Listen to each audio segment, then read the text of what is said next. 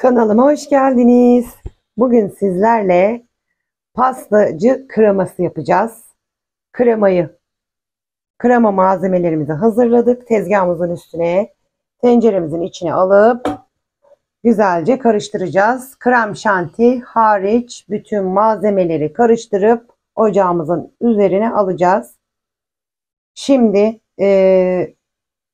bir paket vanilin dökelim. 1 yemek kaşığı un, 1 yemek kaşığı buğday nişastası, mısır da koyabilirsiniz. 4 yemek kaşığı şekerimizi ilave ediyoruz. Ve bunları bir karıştıralım.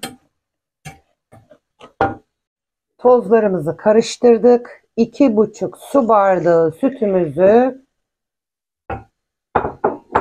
da döküp karıştırıyoruz. Topaklanma olmaması gerekiyor. Ocağımızın üstüne aldığımızda güzelce bunu çırparak karıştırıyoruz. Ve bir yumurta sarısını da içine ilave ediyoruz. Ve yumurta sarımızı da içinde kaybolana kadar karıştırıyoruz. Güzelce karıştıktan sonra ocağımızın üzerine aldık. Kaynayana kadar çırpıcıyla karıştırıyoruz.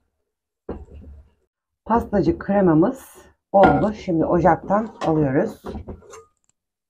Uygun bir kabın içine boşaltıp çabuk soğumasını sağlayacağız. Sonra krem şanti dökeceğim içine. Blenderla geçireceğiz. Kremamız soğudu.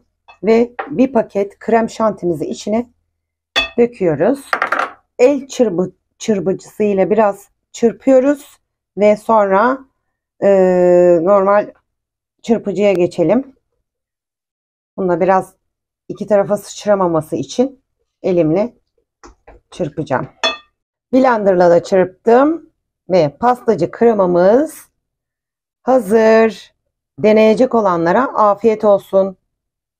Kanalımıza abone olup yorum yazmayı unutmayın. Bir dahaki videoda görüşmek dileğiyle. Bay bay.